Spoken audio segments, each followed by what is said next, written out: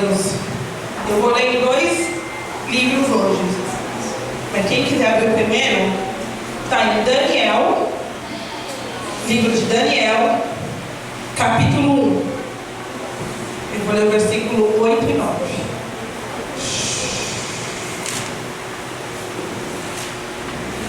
Livro de Daniel, o capítulo 1.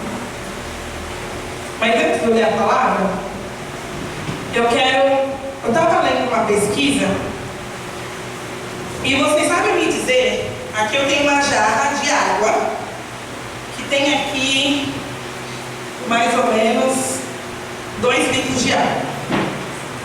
E aqui eu tenho óleo, azeite. Vocês sabem me dizer quantas gotas de azeite, de óleo, eu preciso para contaminar essa água? Alguém sabe me dizer? Uma? Acertaram. Aqui eu tenho mais água ou mais azeite? Mais água. Mais água. Na pesquisa eles falam que na verdade é 25 litros de água. É que eu não tinha um pote desse tamanho, que eu trouxe a jarra para vocês entenderem. Mas 25 litros de água perto de uma gota de azeite é nada, certo? Errado, porque uma gota, basta uma gota. Se você pegar 25 litros de água e colocar apenas uma gotinha, essa água já está contaminada. E quando eu vi isso, eu fiquei muito pensativa, porque, gente, é muita água perto de uma gotinha, de nada. E um nada pode estragar vários litros de água ali. E eu fiquei pensando na fé. E eu fui pesquisar, como a pastora Viva sempre faz, o que significa contaminar. E contaminar é pegar aquilo que é puro e introduzir algum elemento que não faz parte daquela composição. É poluir aquele elemento. Então, a água ali que é pura, que é limpa, que serve para a gente beber, para tomar banho, para fazer várias coisas, se eu colocar uma gotinha de óleo, já é o suficiente para aquela água se tornar ali inapropriada para consumo. E aí eu fiquei pensando na nossa vida, na fé.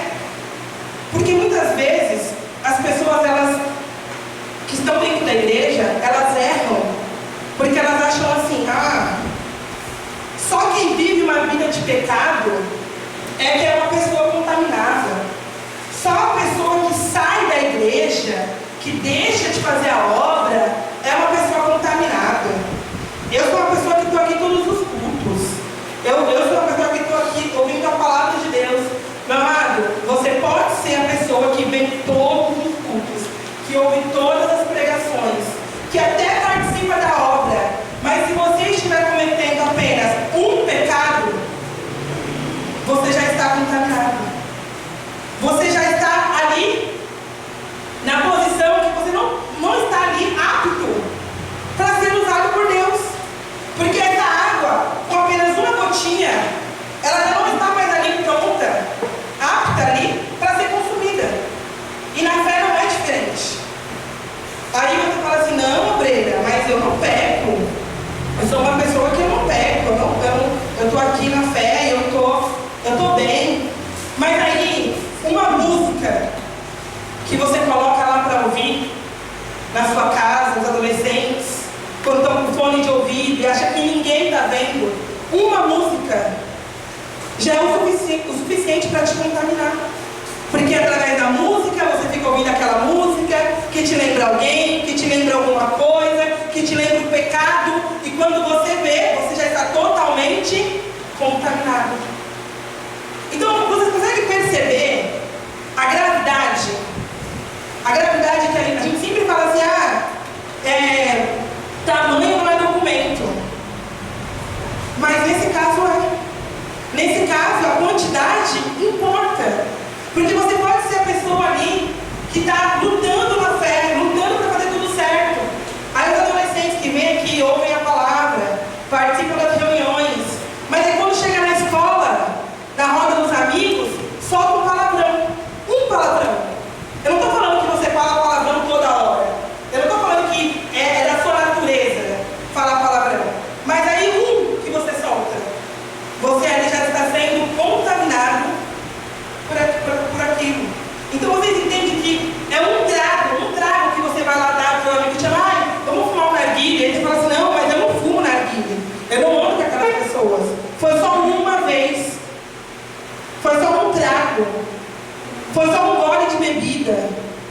Foi só um beijo.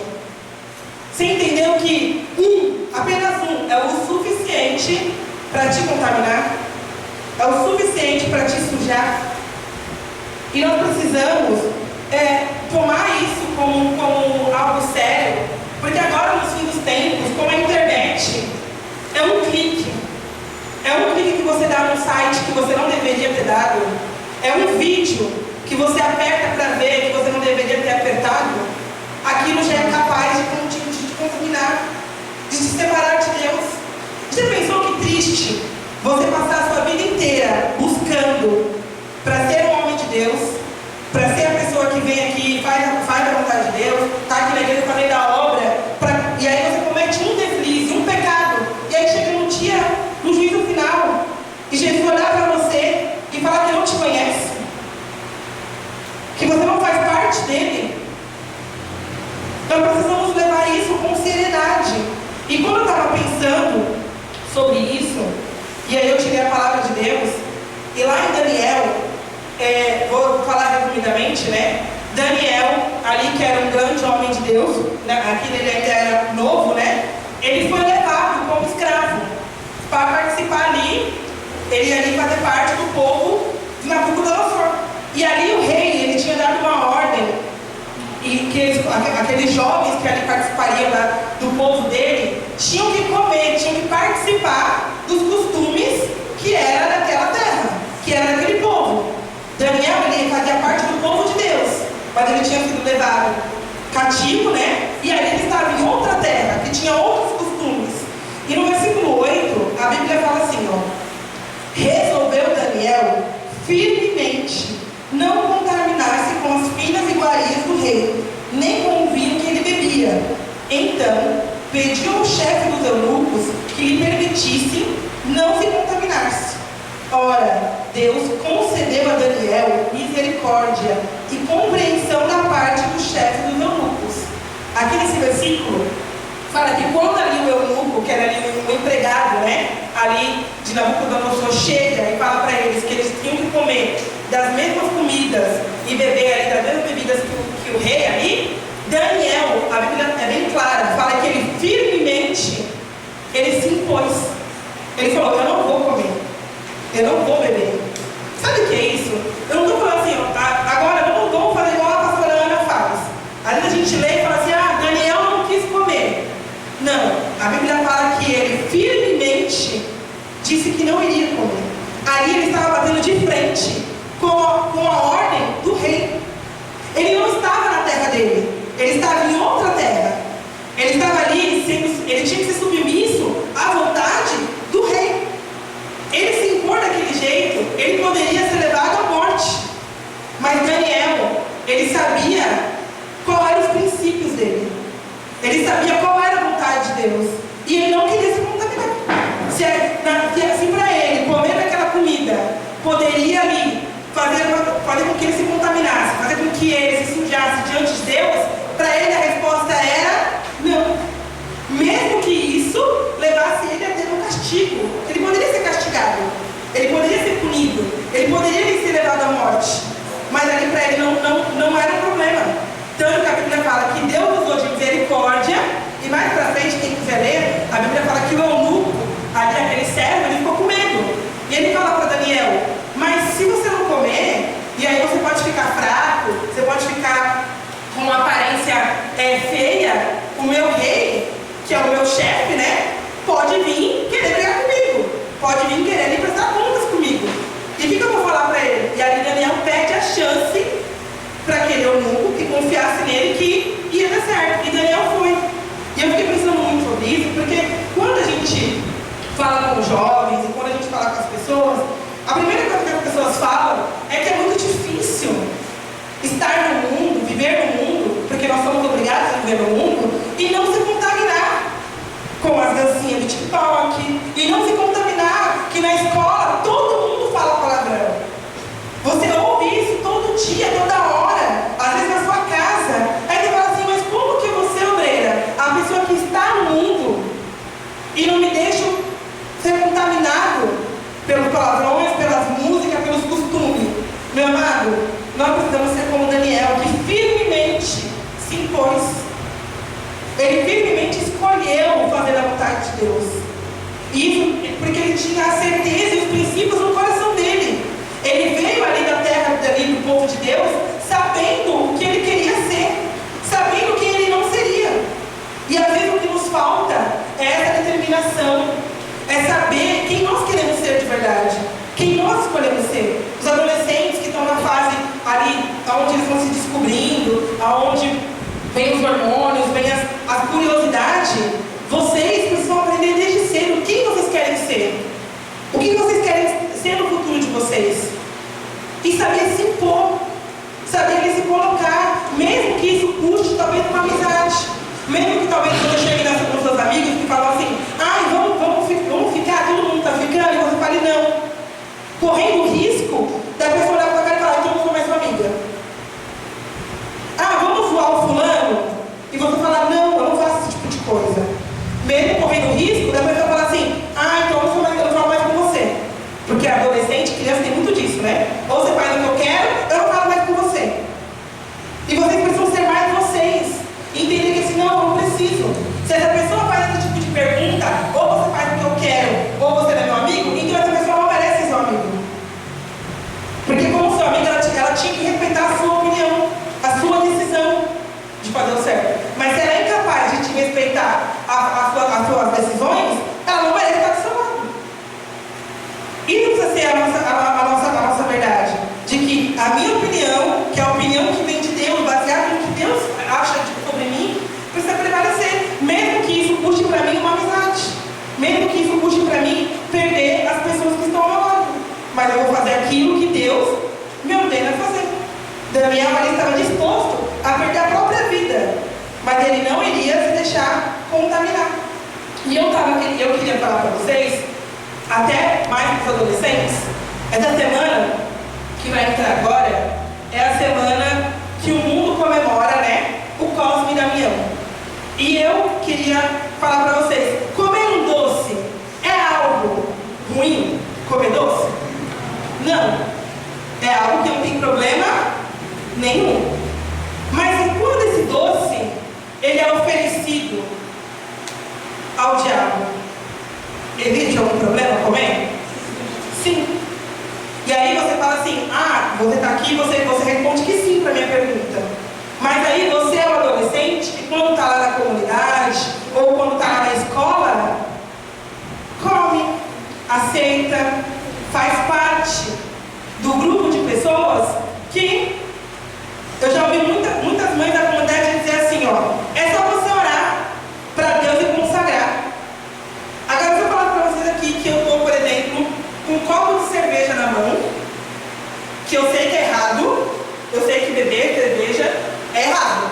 Mas aí eu vou falar assim, eu vou orar para Deus e vou pedir para Deus abençoar e não deixar que essa cerveja me contamine. Tudo bem?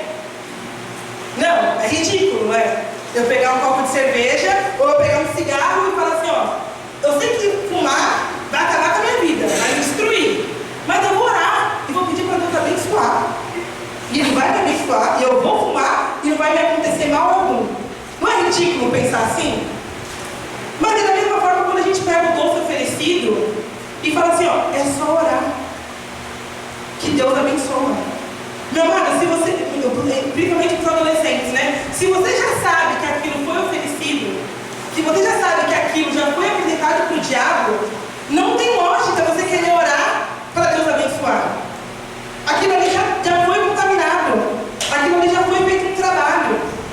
E os adolescentes, né, principalmente os que estão aqui, precisam entender que nós, como cristãos, não fazemos parte desse movimento. Nós não podemos aceitar. Mas foi alguém que me ofereceu, foi alguém que quis me dar, a minha mãe trouxe. Não importa. Você tem que falar, não, eu não como, eu não participo, eu não aceito, porque eu sei que isso me faz mal. E quando você come e você quer oferecer para Deus abençoar, você está tentando a Deus. Não tem lógica. Tia, mas é só um docinho, foi só uma balinha.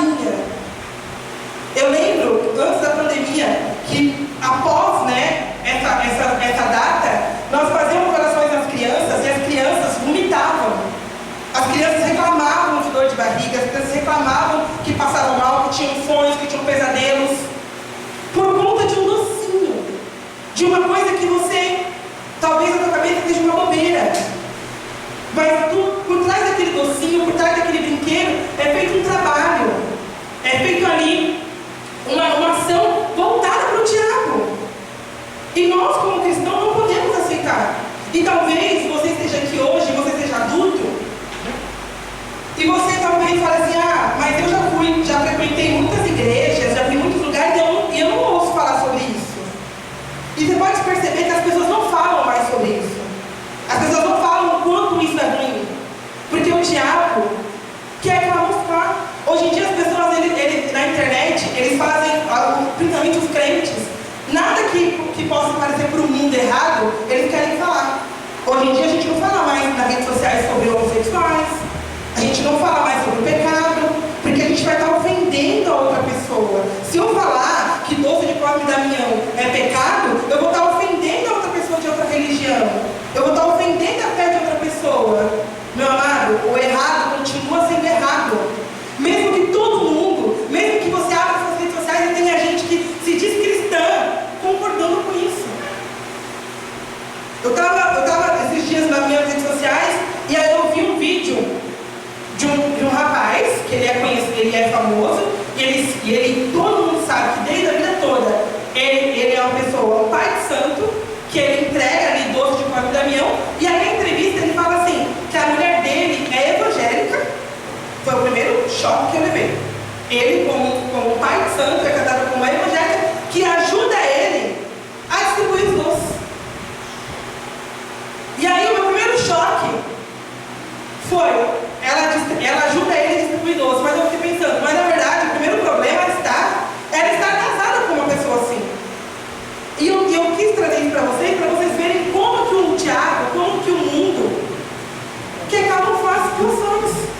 Como que, é só uma coisinha, é só uma bobeira. Mas vai contra aquilo que a palavra diz. Se as pessoas realmente lessem, elas iam saber que, por exemplo, Cosme e Damião estariam abominando tudo isso. Porque eles eram ali cristãos. Eles eram ali pessoas de Deus. Eles abominavam, por exemplo, a idolatria. E hoje, as pessoas, em nome deles, cometem pecado. Olha como não tem lógica. Eles foram dois irmãos gêmeos ali, que eram médicos, que cuidavam de pessoas. E as pessoas, como não podem ver nada, tudo ela precisa de alguma coisa para palpar, para idolatrar, fizeram ali deles santos. Quando, na verdade, eles eram cristãos. E nós não podemos deixar com que essa contaminação do mundo faça parte da nossa realidade.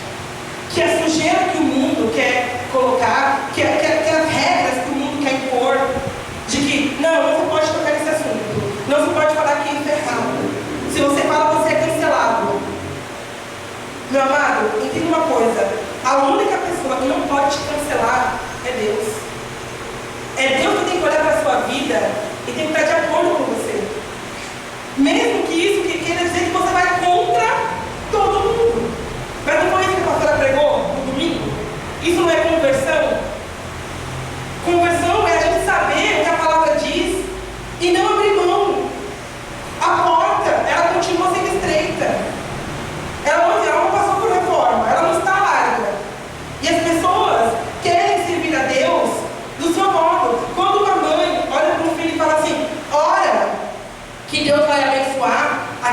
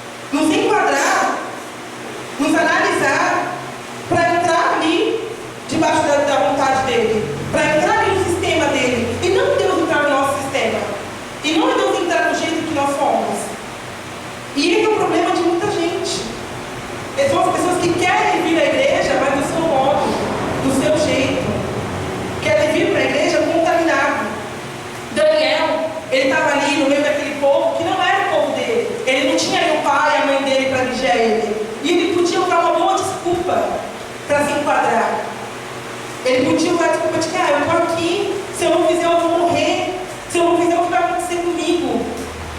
Mas Daniel, ele não servia a Deus por conta dos pais, ele não servia a Deus por conta das vezes que Deus tinha para dar para ele.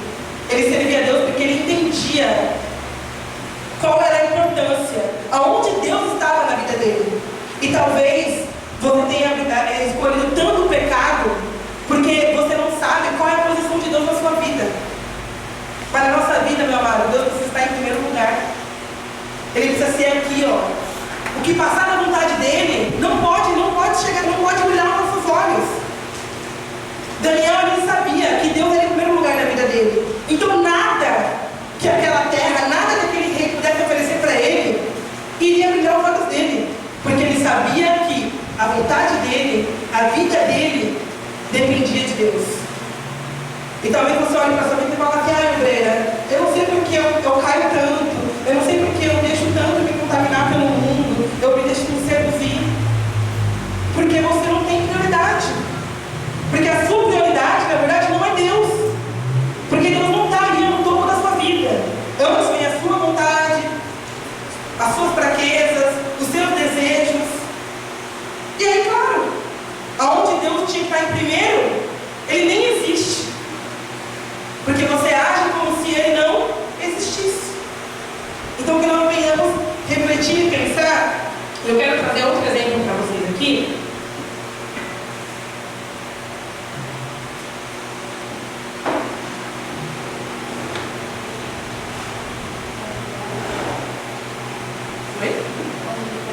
Não é hora. Os adolescentes tentando adivinhar a pregação. Esse copo aqui, está com água, ele vai representar a nossa vida. E talvez um dia, você que está aqui hoje, fala assim, Obreira, você falou que eu não posso apresentar o pecado a Deus e pedir para ele abençoar. Mas o problema é que eu já pequei, eu já errei, eu já me contaminei. Os adolescentes podem falar assim, Obreira, em outros anos, ou até mesmo essa semana, eu acabei comendo doce, não sabia. Eu já estou sujo, já estou contaminado. Eu já estava lá na rodinha dos amigos, já falei palavrão. Eu já vi vídeos que eu não deveria ter visto. Eu já menti, eu já pequei.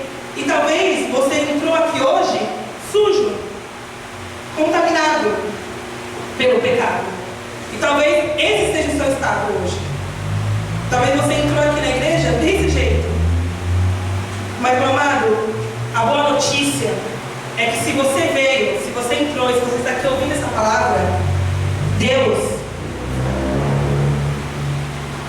Ele quer te limpar, Ele quer te purificar. E você pode, talvez, você tenha entrado aqui com aquele copo anterior, sujo. E Deus, Ele quer que você saia daqui hoje limpo. É possível. Quando nós erramos, quando nós pecamos, a gente se joga no chão, a gente se lambuza ainda mais com o pecado, com a sujeira, e a gente acha que é o fim.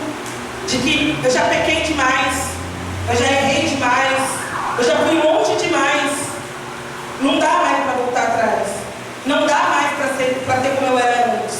Não dá para o meu coração ser limpo como eu era antes. E a boa notícia, meu amado, é que se você está vivo, se você está aqui hoje ouvindo essa palavra, ainda há esperança. Se você se permitir, o sangue de Jesus pode te limpar, pode te purificar. E a palavra de Deus fala lá em 1 de João, diz assim, 1 de João 9: se confessarmos os nossos pecados, Ele é fiel e justo para nos perdoar os pecados e nos purificar de toda injustiça. Meu amado, o Senhor está aqui hoje pronto para te perdoar, pronto para te purificar. E ele fala assim, Obreira, mas nem eu consigo enxergar a solução para a minha vida. Aí eu te pergunto, alguma coisa impossível para Deus? Alguma coisa que Deus ele não possa fazer? E por que você olha para a sua vida e você se acha nessa posição de que nem Deus pode resolver a sua vida, que nem Deus pode te ajudar? Quando a Bíblia fala que se a gente confessar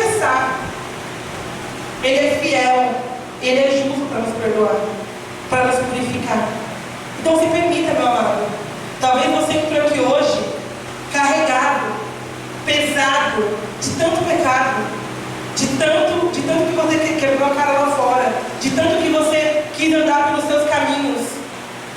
E Deus, Ele está aqui, de braço aberto, falando: filho, vem.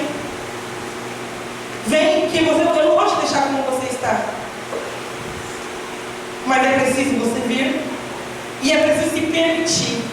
Porque o problema é que muitas pessoas até vêm, até querem se chegar até Deus, mas elas não querem se permitir ser transformadas. Elas não querem permitir que Deus transforme a vida delas. Elas querem ter Deus, estando aqui dentro da igreja, mas vivendo a mesma vida. E entenda, meu amado, para que você possa receber desse dom, desse milagre, que é ser perdoado por Deus, que é ser purificado, você precisa fazer essa parte, que é de confessar os seus pecados, de abrir o seu coração e de permitir. E talvez você olhe para isso e você fala assim: ah, obreira, mas é muito doloroso eu abrir mão do meu pecado. Eu já estou acostumado, a minha carne já está acostumada. Aí, meu amado, você precisa colocar numa balança. O que é mais doloroso? Você abrir mão do pecado para viver uma vida com Deus? Ou você viver o resto da sua vida no inferno? Você viver o resto da sua vida condenado à perdição, ao pecado? E a escolha é sua, a escolha é nossa. Nós precisamos entender que nós decidimos. Nós temos o poder. A vida é sua. E você escolhe o que você vai fazer, a decisão que você vai tomar. E um dia você vai ter que prestar conta a Deus das suas escolhas. Não vai ser o outro. Quando chegar no dia do juízo, você vai poder falar assim: ah, Deus, eu tomei tal atitude, eu tomei a atitude de pecar, de beber, de errar, porque o meu amigo, meu amado, não vai ter amigo, não vai ter mãe, não vai ter pai, não vai ter ninguém. Vai ser você e Deus. Então, já que você vai ter que dar conta da sua vida, então escolha fazer o certo. Escolha fazer a vontade de Deus. Escolha você ser um escritor,